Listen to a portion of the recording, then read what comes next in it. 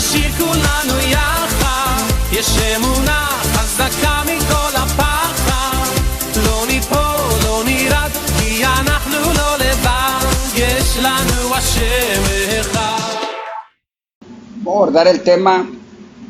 Los cristianos no están obligados a diezmar. Un tema que nos ha estado pidiendo de hace rato, no está en el paquete, ¿va? Ese tema, ahora, ok. Un tema bastante escabroso, un tema que toca la sensibilidad religiosa casi de todititos los cristianos evangélicos. Porque hay cristianos evangélicos que no practican el diezmo, no lo practican pero defienden el diezmo fuertemente. Creen que defendiéndolo como que aplacan su conciencia, ¿no? De todo lo que se han robado, creen ellos. Y entonces otros vienen, piensan que hablar de este tema y hablarlo malo, negar que el diezmo es bíblico, dicen ellos. Nosotros no negamos que el diezmo es bíblico, pero que no es para nosotros, nunca fue dado para la iglesia. No vemos ni un pasaje que se nos hable en la escritura aplicado a la iglesia, el diezmo. No es normativo para la iglesia. Porque queremos abordar el tema, ¿verdad? El diezmo no es un mandamiento. El diezmo no es un fetiche de buena suerte. Aunque otros lo tomen así, el diezmo es una estafa, porque no pertenece a la dispensación de la iglesia. Lo difícil de desarrollar este tema es que toca profundamente tradiciones que hemos considerado como sacramento a través de los siglos. Es decir, el diezmo se ha considerado por siglos, desde la perspectiva evangélica, como una práctica sagrada y no puede ni siquiera ser cuestionada por nadie. Nadie puede cuestionar esto. Creen que cualquiera que hable lo contrario está errando el blanco, está malinterpretando las escrituras. Pero la iglesia de hoy debe considerar el estudiar y discutir estos temas para responder con obediencia a la escritura. Este tema del diezmo, hace unos años parecía innecesario de discutir. Hoy, ante los abusos de los chamanes, neoapóstoles y profetas y predicadores electrónicos, se ha tornado necesario discutir este tema. Ustedes mismos, cuando entran a las redes, ustedes miran que hay unos que están en contra o a favor. Y si ustedes miran, hermano Lester, o se han metido a travesear, siempre miran que son más los que están a favor, hermano Oscar. Son pocos los que están tratando. No, el diezmo es maldición, el diezmo no es bíblico, pero a veces no te dan muchos buenos argumentos, ¿no? Para poder darle un poco de luz a la gente, ¿no? Aunque entendemos que aunque lo hagamos de la manera más sencilla y que lo hagamos de la manera, ¿verdad?, ya servidita, si Dios no quiere que lo entiendan, no lo van a entender. ¿Estamos claros? Entonces, los cristianos no están obligados a diezmar. Primero, muchos piensan que los creyentes deben de dar el diezmo, definido como dar el 10% de los ingresos personales. Y muchos usan el lenguaje de diezmo y ofrenda. En los servicios de adoración se escucha mucho esto. Otros están igualmente convencidos de que el diezmo no es obligatorio para los creyentes. La pregunta es, ¿quién tiene la razón? Hay gente que dice, yo estoy confundido, no sé quién tiene la razón. Hay algunos pastores que hablan de gracia, pero dicen que el diezmo es bíblico, que se tiene que dar en la dispensación de la gracia. Y que esto tiene que ser practicado porque son para solventar todas las necesidades de la iglesia. Escuchen bien la palabra. Todas las necesidades de la iglesia. La pregunta es, ¿se solventan todas las necesidades de la iglesia? Porque cuando se habla de las necesidades de la iglesia, ¿qué es lo que se viene a la mente? Las cuatro paredes, ¿ya? Las necesidades del hombre que administra todo el dinero, pero no se solventa ninguna necesidad de la iglesia, hablando del cuerpo de Cristo. Amén. En el fondo también la creación del templo no es bíblico. No, tampoco. No nada tiene que ver. No tiene que ver absolutamente nada, eso es un hecho, hermano. Segundo, definitivamente que esto no es un asunto de opinión, estamos claros, sino de doctrina. No es un asunto de opinión, sino de doctrina. Recordemos que la doctrina es mucho más importante que nuestra opinión sobre el diezmo. Sin embargo, el diezmo no es obligatorio ni normativo para la iglesia, ni debería ser fomentado para los creyentes en Cristo, para los creyentes de esta dispensación. No es normativo, no es para nosotros. Mano Oscar, ¿es tu opinión? No, no es mi opinión. Este no es un asunto de opinión, esto es un asunto de doctrina. Porque doctrinalmente la Biblia nos enseña la ofrenda, no nos enseña el diezmo para la iglesia. Doctrinalmente la Biblia nos enseña cómo es que se debe dar la ofrenda, y ya sabemos que la ofrenda tiene que ser para algunas necesidades, estamos claros. Que en ese caso he hablado con ustedes, ¿no? El que quiera ayudar a alguien, ayúdelo. No está obligado a hacerlo, no estamos obligados a hacerlo. Pero no, yo dije que no volvemos a estar recogiendo nada, yo eso lo he dicho varias veces, ¿no? ¿Verdad? Para que no se crea alguna inconformidad. Pero fíjense bien, en el caso de la ofrenda es doctrina, no es opcional, estamos claros.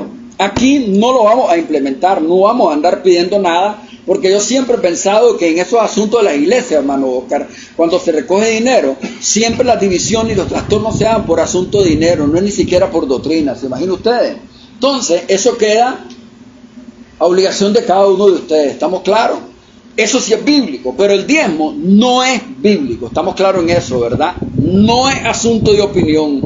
Cuando le digan, hermano Eduardo, eso es tu opinión, momento. Como usted habla con fuerza, hermano Eduardo, ¿no? Aquí no es mi opinión, es doctrina.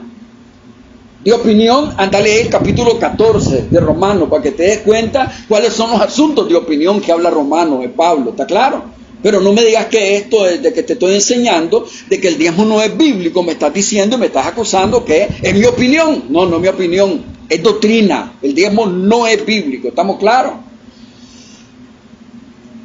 El grave problema, hermano, dígame. Lo que pasa es que también a veces hay personas que experimentan bendición, dicen ellos, cuando están diezmando y están siempre esperando eso, que conforme más den, más reciben.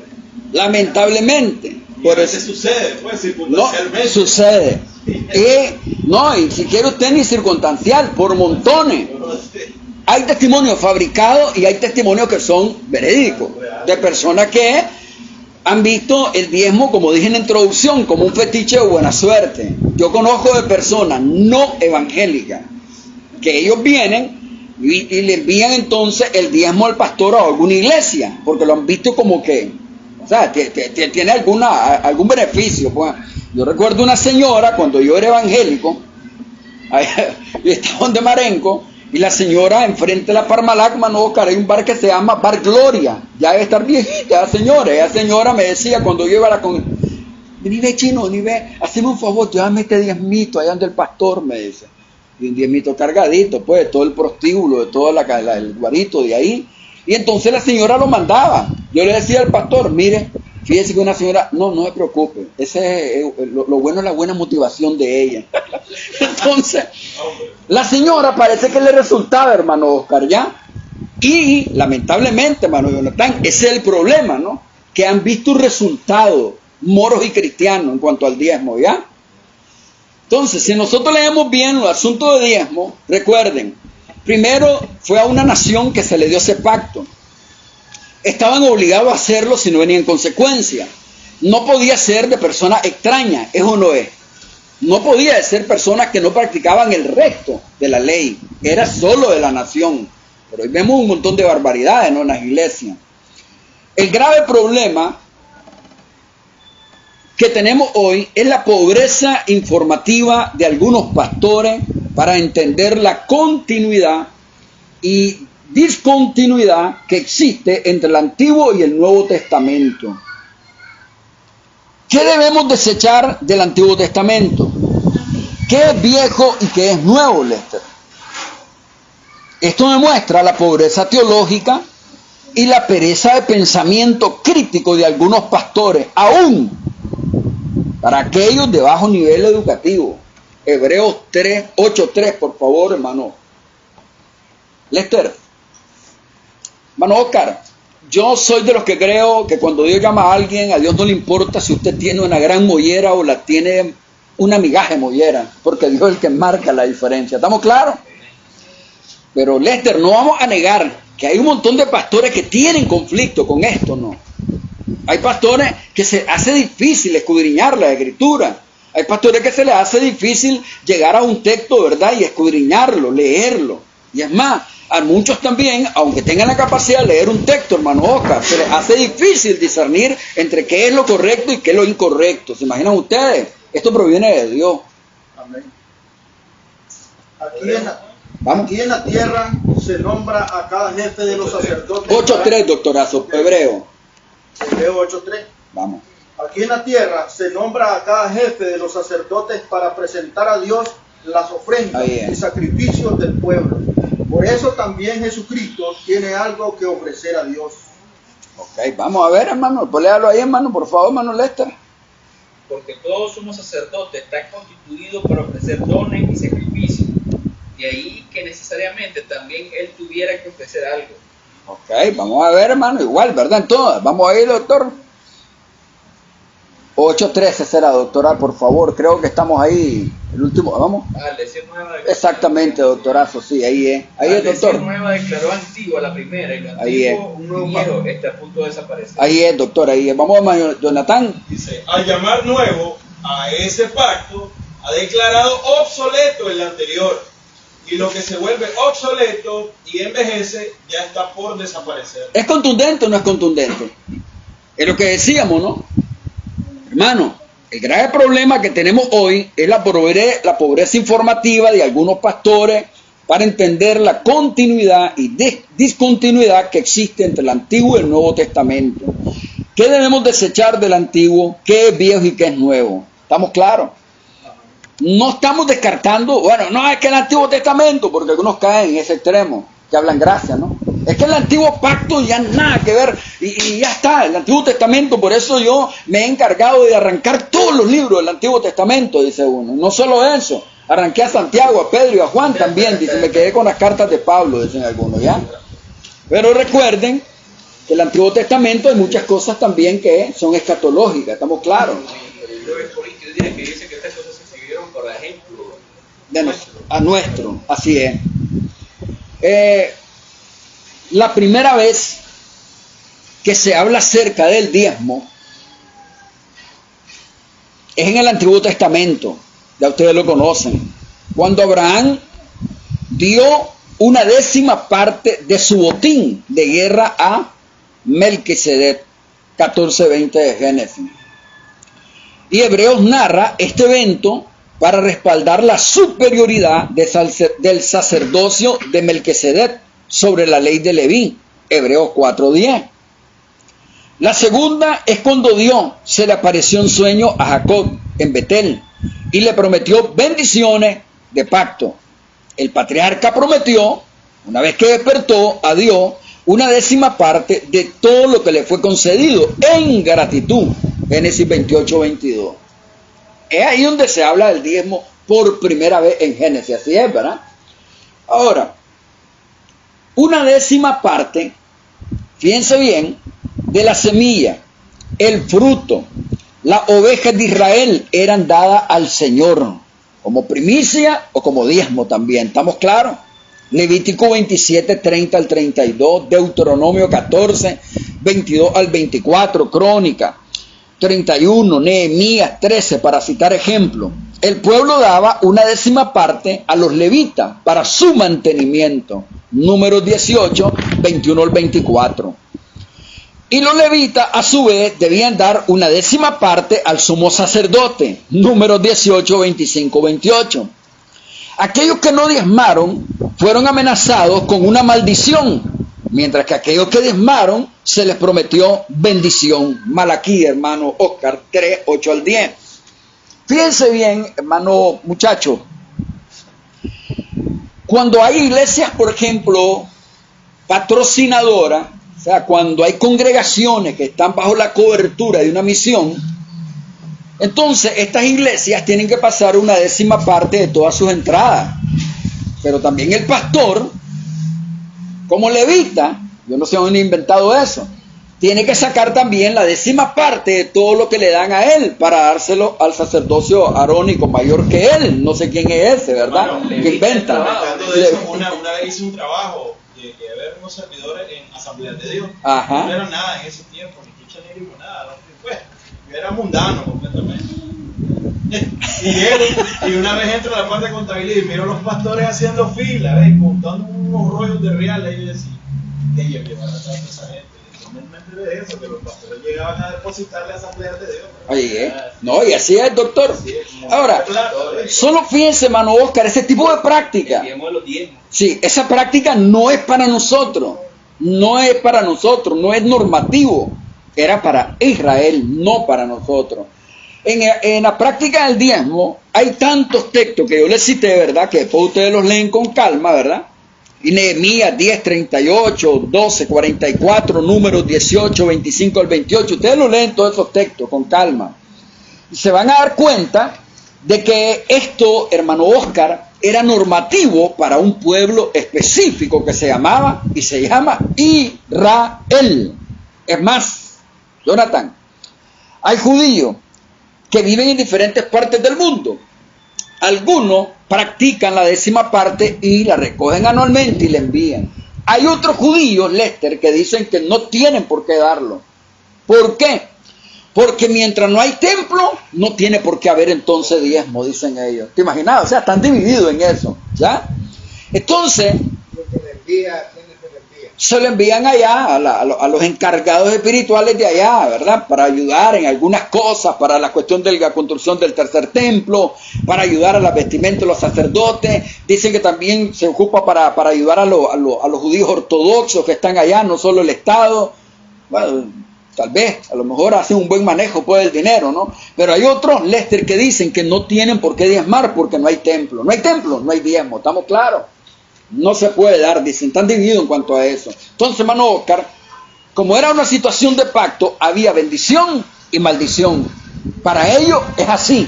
Tan así que dice Malaquías, hermano Oscar. ¿Robará el hombre a Dios? Pues vosotros me habéis robado. Y dijiste, ¿en qué te hemos robado? Vuestro diezmo y ofrenda. Malditos sois con maldición, porque vosotros, la nación toda, me habéis robado. Traed todos los diezmos al alfolí, y hay alimento en mi casa. Y probadme ahora en esto, dice Jehová de los ejércitos. Si no, os abriré las ventanas de los cielos, y derramaré sobre vosotros bendición, hasta que sobreabunde. Es una cuestión de pacto. Vosotras, la nación, me habéis robado. Otra versión, vosotros las naciones me habéis robado. Cada tribu era una nación, quiero que entendamos eso. Y aunque se encuentre en plural, no tiene que ver nada las naciones gentiles en ese paquete. Si no entendemos bien el pasaje, nos vamos desde el versículo 6, que está hablando a los hijos de Jacob. ¿Estamos claros en eso? El texto es para ellos, no para nosotros. Tan atrevidos estos desgraciadísimos de las diversas congregaciones evangélicas que dicen, si ustedes diezman, Dios abre, decía, ¿verdad? Esta es la ventana de los cielos, y había una gran cartulina más grande que esa ventana, donde viene y se mira una fila de gente que llega a la congregación y van a dejar entonces el diezmo, y se mira entonces un montón de nubes donde están cayendo refrigeradoras, carros, casas, todo, ¿te imaginas? O sea, te puedes imaginar hasta dónde han pervertido, hermano Mario, esto, ¿no? Varias iglesias, no solo los pares de sufrir, iglesias evangélicas. Iglesias que tienen hasta los nombres así de los que dan. Es un hecho, así es. Pero no puede haber comparación en la forma que lo usaban ellos, en la forma que lo usan estos. Claro, nunca, jamás, nunca. Ahora, si tiene algo ahí, hermano Jonathan, el mismo pasaje, ya ustedes están claros. La palabra alfolí no es el bolso viejo que andan cargando ahí los que andan pidiendo ofrenda. Porque el alfolí, ya andan ahí con el saco, el salveca, tuto. El alfolí no es la tesorería de la congregación tampoco. ¿Estamos claros? No es el banco personal que tienen ellos tampoco. No es eso la palabra alfolí. Miremos. De hecho también alfolí significa depósito, granero, almacenes, silo. Ahí es correcto. Pero dice hermano Jonathan, lea por favor el pasaje. Todo. Del 8 al 10, doctorazo. Ok, ¿acaso roba el hombre a Dios? Ustedes me han robado. Y todavía preguntan, ¿en qué te hemos robado? En los diezmos y en las ofrendas. Ustedes, la nación entera, están bajo gran maldición, pues es a mí a quien están robando. Traigan íntegro el diezmo para los fondos del templo, y así habrá alimento en mi casa. Pruébenme en esto, dice el Señor Todopoderoso, y vean si no abro las compuertas del cielo y derramo sobre ustedes bendición hasta que sobreabunde. ¿Les gustaría estar ustedes bajo ese pacto? ¿Ah? Una gran maldición está sobre ustedes. ¿Ustedes están entendiendo eso? Traigan los diezmos íntegro. Hay gente que no lo da íntegro el diezmo. Hay gente, ahora, hermano, que lo falsea. Aquí hay algo interesante. Ajá. Y así habrá alimento. Porque todo es Alimento, exacto. Era en especie. Pero también habrá alimento en mi casa para que se harten los sacerdotes, para que comieran junto con el pueblo, para celebrar algunas cosas que eran normativas para ellos. ¿Estamos claros en eso? Obligatorio. Exacto, para ellos. Para ellos era obligatorio, para nosotros no, ¿verdad? La iglesia. Siempre se lo explicaba de esta manera, yo que era como, de hecho, el diezmo es una parte de una ley civil para todo Israel. Una ley civil. Y de repente, como nosotros tenemos leyes, tenemos un impuesto que pagar, en el caso de ellos, prácticamente era como un impuesto que tenían que pagarle a Dios por Así el uso es. de la tierra. Es un hecho, así es, doctor. Para ellos. Y con Dios no se puede jugar, porque aquí es cuestión, ¿verdad? Cuando tenés que pagar anualmente, ¿no? Tu casa es tuya, pero al fin y al cabo tenés que pagar anualmente, ¿no? ¿Verdad? Y ahí puedes ir arrastrando y arrastrando, pero cuando llegáis vas a pagar algo. Te pueden a lo mejor condonar algo, pero vas a pagar. Con Dios no se puede hacer eso, ni se podía hacer eso nunca. ¿Ustedes están entendiendo eso? Qué clavo meterse bajo ese pacto de diezmo. Es gravísimo. De hecho, también, Mario, el diezmo real, en el número 18-21 se le daba a los levitas. A los levitas. En Deuteronomio 14-29 a los huérfanos, las viudas, a los Exacto, extranjeros. tenía diferente entonces, ¿verdad? Para diferente, ¿verdad? Diferente uso el diezmo, exacto. Aunque algunos asumen, en el Antiguo Testamento, se dio un total del 10%. Otros piensan que los israelitas daban 14 diezmos durante 7 años. Otros creen que daban 12. En todo caso, cuando examinamos todos los pasajes donde les cité y otros más que existen en el Antiguo Testamento, que se habla del diezmo, la cantidad ciertamente supera el 10%. De hecho, el número probable era alrededor del 33% al año. De todos tus ingresos, hermano, ¿te imaginas? ¿Es grave esta carga o no es grave esta carga, muchachos? ¿Ah? Que con el diezmo hubieran podido mantener la nación. Nunca. Nunca. El diezmo no es requerido hoy en día. Hay varias razones contundentes para decir que los cristianos no estamos obligados a diezmar. Hay varias razones. Y una de las más contundentes, no somos Israel. Ustedes están claros que no son Israel.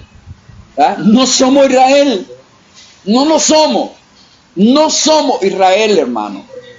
Nunca se nos dio ese pacto a nosotros. No es para nosotros. Somos la iglesia, la dispensación de la gracia. ¿Estamos claros? Tampoco lo prescribió Pablo, que era el apóstol de los gentiles. Correcto. No hay un solo texto en el apóstol Pablo. En Levítico creo que en el último capítulo ahí claro dice, y todas estas leyes se escribieron a una sola nación, a Israel.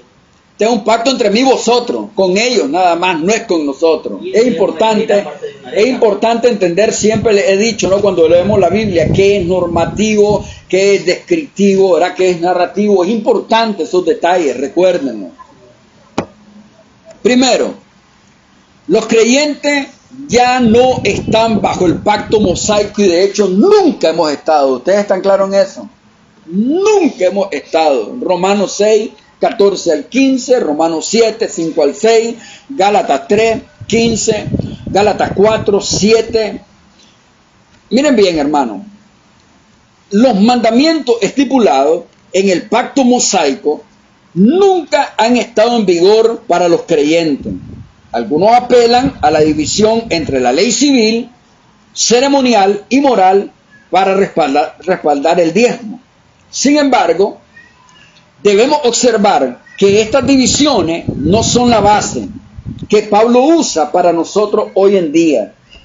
Y aún si usamos esta distinción, claramente el diezmo no es parte de la gracia, no es para la iglesia, no es para esta dispensación. ¿Estamos claros, hermano? No lo es. No lo es para quien escuche el mensaje, no lo es para quien lea el folleto. Léalo bien. No lo lea con los anteojos tradicionales, por favor. No lo lea con una mente llena de basura, de tantos prejuicios que tienen, mala enseñanza que le han dado por años. Es más, hermano, es tiempo de despertar, porque hay gente que han visto que han diezmado por años y no ha sido rentable, porque siguen viviendo a coyol quebrado, coyol comido. Y es más, algunos estaban en coyol quebrado, coyol comido, hermano Oscar, y ahora ni trabajo tienen. Quieren diezmar hasta los que no tienen, los pobrecitos. ¿Se imaginan ustedes? Dios mío. ¿Cuánto tiempo fuiste fiel al diezmo, Javier?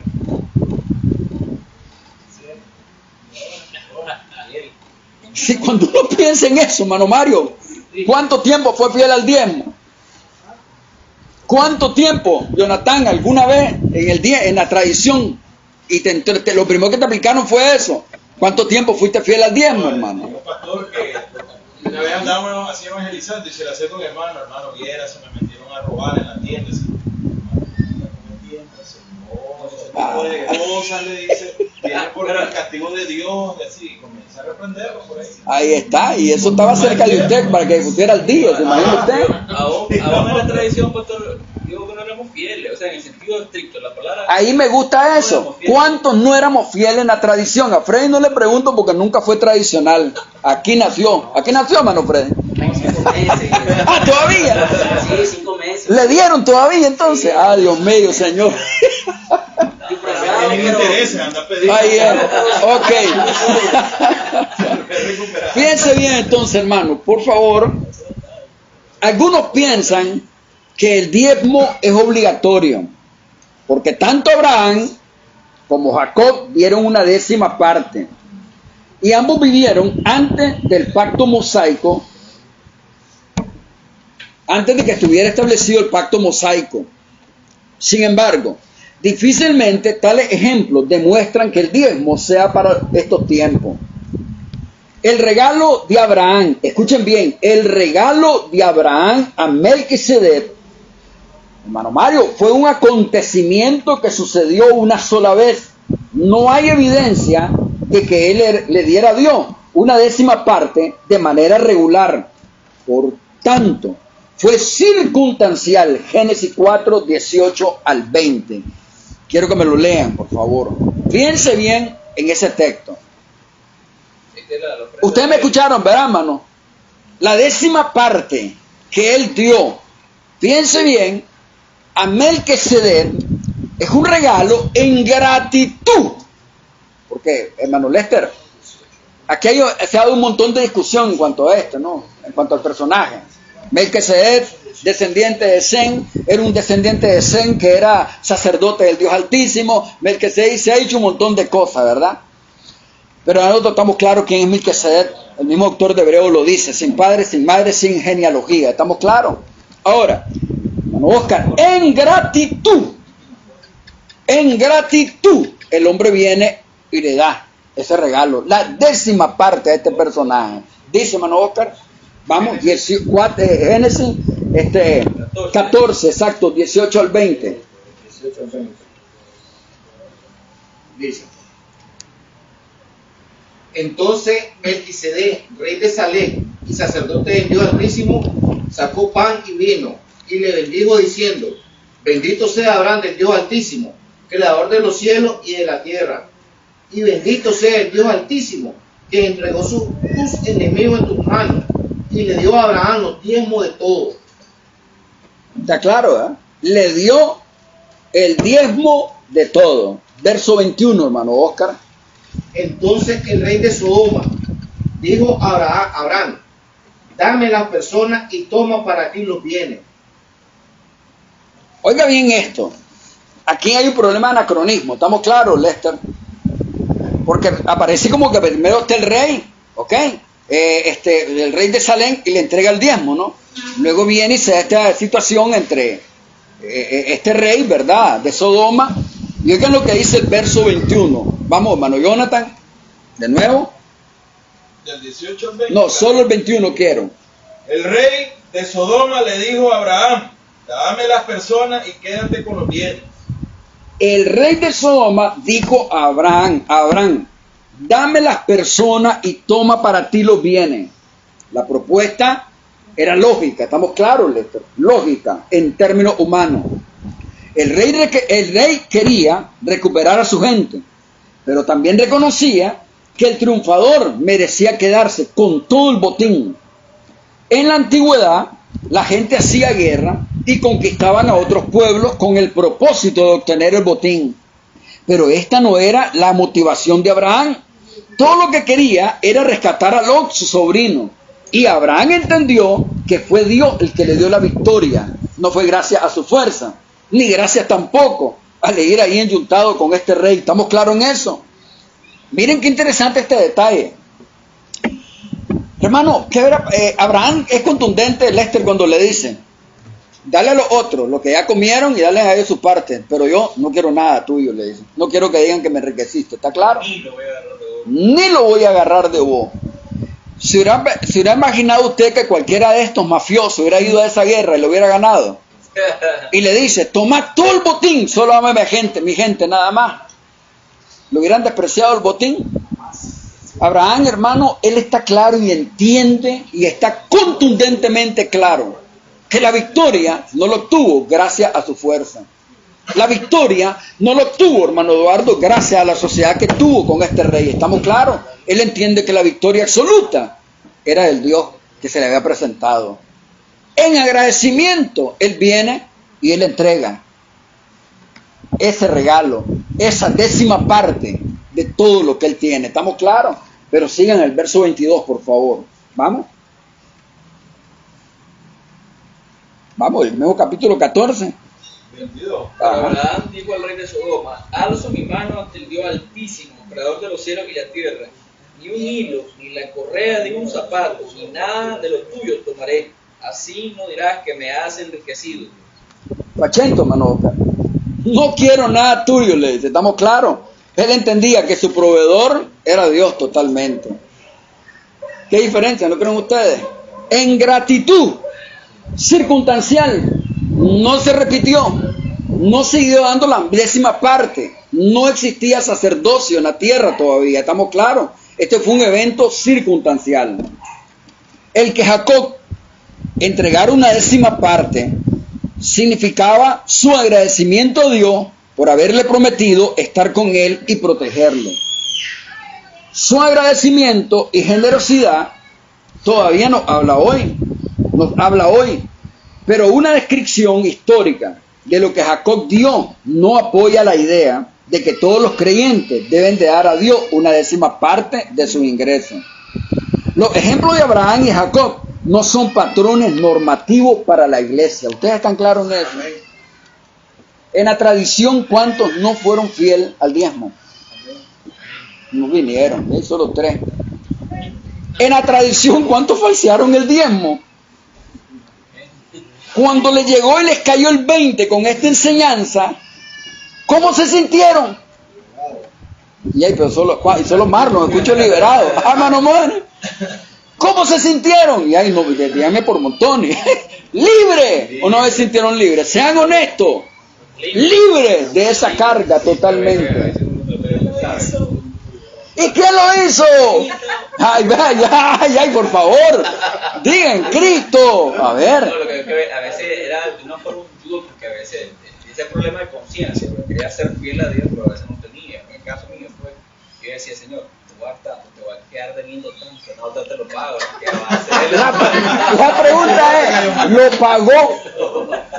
Hermano Oscar, capítulo 27, 30 al 31 de Levítico. ¿Se pueden imaginar ustedes no, porque seamos honestos, cuánto lo hicimos de esa forma? ¿Se imaginan ustedes? Señor, no te lo voy a pagar en la próxima, o te voy a retener, y no lo pagó, o algunos hasta lo pagaron, fueron honestos y lo pagaron, pero la pregunta es, ¿qué fue lo que pasó, hermano Oscar? Fueron honestos y pagaron la otra parte, pero miren lo que dice el pasaje, creo que es ese, por favor.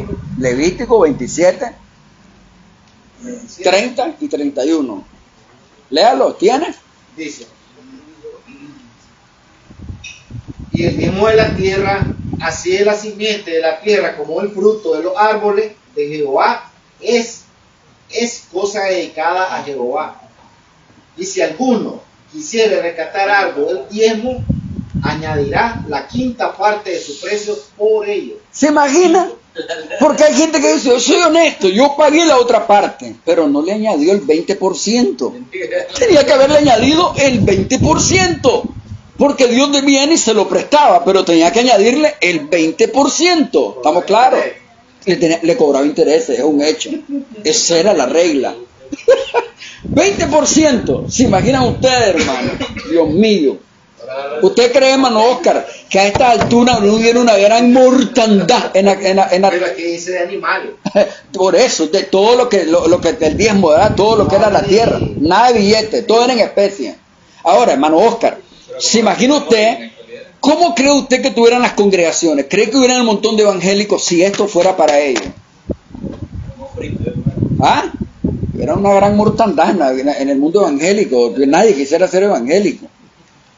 Los levitas y los sacerdotes estaban atados al sistema de sacrificio del antiguo pacto. Ahora, todos los creyentes somos sacerdotes. Recuerden, Pedro 9, Apocalipsis 1:6, 26. Con Jesús como nuestro sumo sacerdote, Hebreos 7. Por lo tanto, los diezmos fueron dados a los levitas y a los sacerdotes. Pero no hay levita y sacerdote en el nuevo pacto. ¿Ustedes están claros? No hay levita.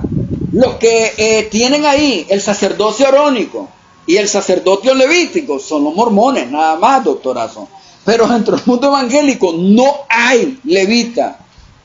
No hay levita. Levitar es que lo hacen a los pobres hermanos, sacándole el billete, ¿se imaginan ustedes? La pastoral. Israel debería celebrar un diezmo cada 3 años en Jerusalén. Pero este requisito no puede aplicarse a los cristianos hoy en día. Eso era en relación a los judíos como nación. Con la venida de Cristo y su resurrección, la nación judía fue desechada temporalmente. Romanos 11:25. Por lo tanto, el diezmo está ligado a la tierra que Israel recibió bajo el antiguo pacto. Hermano, saquen todos los textos donde se habla del diezmo en el antiguo pacto, en el antiguo testamento. Y hermano, examínenlo. Nunca jamás extrapolado a ninguna otra nación. Se dice que el extranjero que quería realmente ser parte de ellos tenía que circuncidarse y quedaban obligados al pacto. Pero allá, que pasaban a ser prosélitos, ciudadanos judíos, estamos claros. Pero esto nunca se traspoló a la iglesia. No es para la iglesia. No es para la iglesia. No figura con la convención de Jerusalén que se dio en esos 15, no figura tampoco. No, exactamente, no figura. Oigan, los que escuchen este tema, los que lo lean, si Dios en su misericordia les deja caer el 20, peguen un grito de victoria. Como hemos señalado anteriormente, el número era ciertamente más del 10%, era el 33%. Aquellos que abogan por el diezmo probablemente deberían dar y estar obligados a dar el 33%, porque si no siguen robándole a Dios. Si el diezmo es obligatorio hoy en día, están en el deber de darlo completito en la iglesia evangélica. ¿Te imaginas, hermano? Quitarte el 33% de lo que ganas semanales, doctora. Si ganas 3,000 pesos a la semana, 33%, ¿te imaginas? Hermano, ¿es duro o no es duro eso? ¿Verdad que es grave? Hasta injusto parece eso, doctor. Pero eso era en el pueblo de Israel. Algunos defienden el diezmo diciendo que Jesús elogió el diezmo, el texto que leímos. Incluso, si dijo que éramos importantes hacer esto, dijo que era importante hacer esto sin dejar de hacer lo otro, dice ya. Y le fascina tocar el texto, abordar el texto. Pero ¿a quién se lo está diciendo? ¿A judíos? A judíos, no. ¿Bajo de qué pacto La está? oveja perdida, que yo digo. Está el antiguo pacto todavía, estamos claros, vigente. Bajo la ley. Bajo la ley. ¿Cuántas veces aparece la palabra diezmo en el nuevo pacto? En el Nuevo Testamento. 8 veces aparece. ¿Estamos claros? Pero las veces que aparece siempre es con referencia a Israel. Mateo 23 que leímos.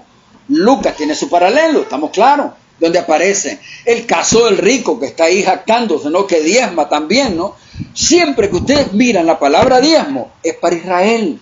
Cuando el autor de Hebreo hace referencia al caso de Abraham, ¿no? Él está narrando algo para aplicar una verdad espiritual. Así que no podemos decir que, como aparece 8 veces en el Nuevo Testamento, es normativo. No es cierto. ¿Estamos claros en eso? A los hebreos, exactamente. Este argumento parece persuasivo, pero no es muy fuerte. Las palabras de nuestro Señor son comprensibles. Cuando pensamos sobre su ubicación, piense bien, cuando pensamos sobre su ubicación en la historia de la redención. Cuando Jesús afirmó el diezmo, en Mateo 23 que leímos, sucedió bajo el antiguo pacto. Él guardó la ley debido a que fue nacido bajo la ley, Gálatas 4:4. Pero no podemos tomar sus palabras como que aprueban el diezmo hoy en día. No podemos decir que como Cristo dijo, sí, ustedes son hipócritas, diezman el eneldo, el comino, la ruda, la menta, pero dejan lo más importante de la ley, la justicia, la fe, el amor, la misericordia. Esto es importante, esto es más importante hacer sin dejar de hacer lo otro. Y la mayor parte de pastores les gusta aplicar ese texto, hermano Boca, pero siempre están tragando el camello. ¿Se imaginan ustedes, verdad? Porque el texto es contundente. Dice que es más importante hacer ¿qué? La justicia, el amor, la fe y la misericordia. Eso es más importante hacer. Y hoy en día, eso es lo más importante hacer, hermano.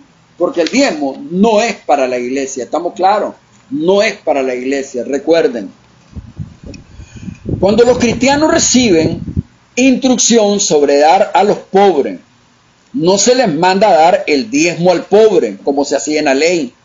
En cambio, se les instruye a ser generoso, a ayudar a los necesitados. Hechos 2, 43 y 47, 4, 32 al 37, 11, 27 al 30, Gálatas 2, 10, 1 Corintios 16, 1 al 4, 2 Corintios 8, 1 al 9, al 15. Por ejemplo, en 1 Corintios 16, 1 al 4, si me lo leen. De hecho, también un manual de que para los tradicionales, dar el diezmo es sentirse justificado ante Dios. Y el no darlo se sienten redarguidos, se sienten mal. Es un hecho. Y también me decía a mí, pues, mi hermano, de que él lo daba porque le nace. O sea, pero si le nace, porque también así se lo implementaron. Ahora, también los judíos lo daban porque también daba la ley. Algo que no esté en ley, no lo debo de hacer, decía yo. Así es. Y ellos tenían obligado a darlo, según la ley de Moisés. Obligado. Sí, así es. Léame por favor Corintios, doctor, 16, 1 al 4. En cuanto a la ofrenda para los santos, haced vosotros también de la manera que ordene en la iglesia de Galacia. Cada primer día de la semana, cada uno de vosotros ponga aparte algo, según haya prosperado, guardándolo, para que cuando yo llegue no se recojan entonces ofrendas. Y cuando haya llegado a quienes hubieran designado por carta, a esto enviaré para que lleven vuestro donativo a Jerusalén. Y si fuera propio que yo también vaya, irán conmigo. Este es un pasaje, hermano Oscar, que a menudo es citado en círculos evangélicos como respaldando el diezmo. Pero no menciona diezmo en ninguno de los versículos que leímos, ¿verdad? No aparece en ningún momento. En el capítulo 8 también de Corintios no aparece la palabra diezmo. ¿Estamos claros? En el capítulo 9 de 2 de Corintios tampoco aparece la palabra diezmo. Aparece la palabra ofrenda. El pasaje habla sobre una ofrenda que se hizo a los santos pobres en Jerusalén. En ninguno de estos pasajes del Nuevo Testamento se menciona el diezmo cuando se manda a dar generosamente. generosamente. Pero aquí se está hablando de darle a los hermanos necesitados, a nuestros hermanos en la fe. A nuestros hermanos No en a la los fe. de la calle. No a los de la calle. Hermanos en la fe. Y yo quiero hablar algo Porque hay respecto un pasaje, creo que es en Levítico, donde dice ayuda a tu hermano, que es el pueblo de Israel. a Israel. Pero no es que va a andar A todo el regalándolo mundo. a todo el mundo. No es que va a andar de Santo Claus tirando los reales por todas partes. Y le he dicho, si van a dar hermanos en la fe, que sea con conocimiento de causa, hermano Oscar. ¿Está claro? Con conocimiento de causa. Yo quiero que entiendan esto. Y hay unos hermanos en la fe que sí son hermanos de nosotros, aunque sean maleantes, pero son hermanos de nosotros, hermano Oscar. Ya, mucho. ¿Y qué pasa, hermano Mario? Fíjese bien, hermano Mario, en la cuestión de la ofrenda, hermano Mario. Dar, hermano Mógenes, dar a los hermanos en la fe, ¿verdad? Hay hermanos en la fe en el cual Dios ni siquiera quiere que les demos. Pero ¿se necesita percepción espiritual para esto o no se necesita? Porque hay hermanos en la fe, hermano Mario, que realmente están siendo disciplinados por Dios y no quiere que usted meta la mano a estorbar donde Dios no lo está llamando. ¿Se necesita un buen discernimiento o no necesita discernimiento? ¿No creen ustedes que se necesita discernimiento? Hermano Oscar, imagínense, aquí hay varios hermanos que andan así, hermano. Una vez me llaman por teléfono, hermano, que yo creo que lo dije en uno de los temas, y si no, pues es la primera vez, captúrenlo. Y me llaman a mí y me dicen, mire, hay un hermano que me pidió algo aquí, yo le quería regalar una gaseosa, un fresco, pero me dicen, no me dejes el fresco, regálame provisión. No tiene mujer, no tiene hijo, es solo. Conozco la condición y la situación. ¿Qué dice usted? Haga lo que su conciencia le diga. Ahí tire la pelota a su cacha, ¿no? No, pero usted sabe, la persona es insistente. Aarón, que fue hermano Aarón, que me escuchen, porque es cierto. Entonces, ¿qué pasa?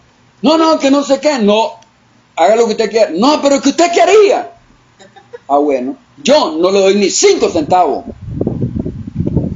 O sea, es tanta insistencia, usted quería, no le doy ni 5 centavos. Porque conozco la condición.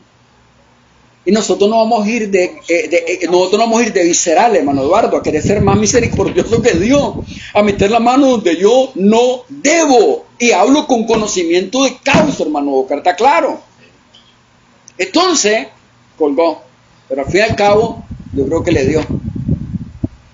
No sé si hubo un préstamo también, no sé si más situación ahí, y la cuestión que ahora está ahí en situación pues de que no hubo pago. El problema es que él viene y le dice que yo le dije que no le diera. Se disgustó conmigo el otro. ¿Se imagina usted? Me importa que se disguste. No tengo ningún problema con eso, que se haya disgustado. Les digo, Aarón, si me estás escuchando, la próxima vez que querrás hacer una obra, hacela si te da la gana. No me volvás a llamar por teléfono, hermano. No volvás a pedir mi opinión. Si por eso te vas a correr, aquí te esperamos de todas formas, tenés que volver. Pero esa es la realidad. Si ustedes quieren hacer una obra, a mí no me llamen. ¿Estamos claros? No me llamen. Desde que me digan, ¿qué dice usted le doy? Lo voy a colgar inmediatamente, ya saben. Sigan, no les voy a decir, hermano Oscar, pero ¿qué no les puedo decir? Sigan los dictados de su conciencia, porque la conciencia la tenemos toda visceral de viaje. La conciencia a veces no la tenemos ni bien adoctrinada, se pueden imaginar ustedes, porque muchos de nosotros basamos nuestra fe, hermano Eduardo, todavía en los sentimientos y en una conciencia degenerada que tenemos todavía. ¿Es o no, hermano? Estamos en grave problema. Y por eso que algunos dicen, es que el pastor es animal, es severo de viaje, es misericordia de viaje. Bueno, es mejor que aprendan a vivir su fe en la mente, Hay gente enojado conmigo todavía, no es el primero. Dice Arnoldo, medio Managua es enemigo mío, que se me tire el resto entero. Dice. Que se no, pero esto es la realidad, muchachos. Dejen de meter ofrenda en saco roto. ¿Estamos claros? Tampoco vengan a preguntarme a mí creyendo que yo soy José, que tengo que solo, ¿verdad?, ponerme en trance y decirle qué es la situación. Tampoco soy Jeremías, como cuando llegó el pueblo, hermano, a Jeremías, ¿se acuerdan? Y le dicen, queremos saber de parte de Dios. Hombre, ¿qué les pasa? Vengan mañana para ver si Dios me quiere hablar, dicen. Pero después, ¿cuál fue la respuesta de Dios para Jeremías? ¿Qué le pasa a este pueblo? Como que si quisieran hacer mi voluntad, dice, que vienen a consultarme, dice. La doctrina tiene que haber causado un efecto en ustedes. Y tenemos que vivir con responsabilidad. Dar con conocimiento de causa. ¿Estamos claros, hermano? Recuerden eso, por favor. Fíjense bien. Con justa razón, Dios predijo que la condición del cristianismo antes de la venida del Señor sería la de la Odisea. Algo que le provoca asco, náuseas. Apocalipsis 3, 16 al 17. Pero por cuanto eres tibio y no frío ni caliente, te vomitaré de mi boca. Porque tú dices, yo soy rico y me he enriquecido, y de ninguna cosa tengo necesidad. Y no sabes que tú eres para mí desventurado, miserable, pobre, ciego y desnudo. Esta es la condición de la iglesia de este tiempo, ¿estamos claros? Una iglesia que está fuera de doctrina totalmente. El Señor, para evitar esta corrupción dentro de su pueblo Israel, ordenó que siempre el diezmo fuera entregado en especie. Trigo, hermano Oscar, lo que usted decía, vino, animales. Todo lo cual era guardado en el alfolí, granero, almacén, que era una gran pieza que estaba en el templo y que servía de bodega para almacenar el diezmo, porque era para suplir las necesidades para el sustento diario de los sacerdotes, jamás para que estos obtuvieran bienes terrenales. Hasta en los días del Señor se menciona que para pagar el diezmo no traían dinero. Lucas 11:42 es el paralelo de Mateo 23. Diezma el eneldo, el comino, la mente y la ruda. Lo seguían haciendo de la misma manera, ¿no? Entonces, hay algunos que son atrevidos pastores que dicen, pero es que en el contexto del Antiguo Testamento de nuestro Señor, el dinero no existía en moneda todavía. ¿Es cierto? Hay detalles que capturan el caso del publicano y ¿El fariseo? el fariseo que dice, doy el diezmo de todas mis ganancias. Entonces esa ganancia ellos la traducen como dinero. Dinero. Piensan que se habla de ganancias, piensan que es dinero. Entonces ellos lo ven como argumento. Malinterpretando, pero ¿existía el dinero o no existía? ¿Qué le llevaron a Cristo? ¿De quién es esta moneda, esta cara? César. De César, den a César lo que es de César, a Dios lo que es de Dios, hermanos jóvenes. En los tiempos de Cristo, el diezmo siempre era en especie, hermano jóvenes, ¿está claro? No dinero. Es que cuando de repente Dios determinaba el lugar donde se iba a adorar, y de repente la persona bien muy lejos, dice que agarraba lo que tenía y llevaba al lugar y vendía lo que tenía, pero no daba el dinero, sino que compraba en el lugar. Nuevamente para poder llevar entonces en especie, correcto. Nunca fue billete.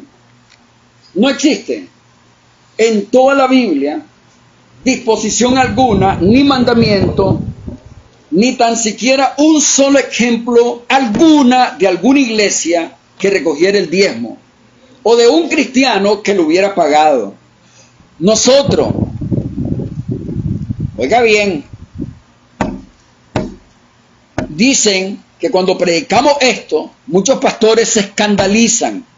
Dicen que nosotros estamos predicando mal.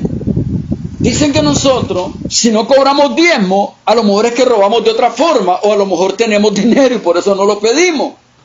Dicen que algunos, entonces de nosotros, predicamos esto porque queremos trastornarle la vida, como dice Pablo. A la verdad, algunos predican con mayor esfuerzo, otros para hacernos la vida imposible, las víctimas. Dicen que le predicamos para hacerle la vida imposible, para que no les diezmen. Barbaridad, imagínense. El diezmo es bíblico, porque se menciona muchas veces en la Biblia, dicen muchos pastores. Eso es verdad. Pero lo que no dicen es que siempre se menciona para una nación específica. Nunca para la iglesia. Es para Israel, no para la iglesia. ¿Estamos claros en eso? Y ahora para la iglesia, la normativa para la iglesia, para el pastor, el obispo. Tiene que seguir ciertos requisitos para que se le dé para que se le dé. correctamente.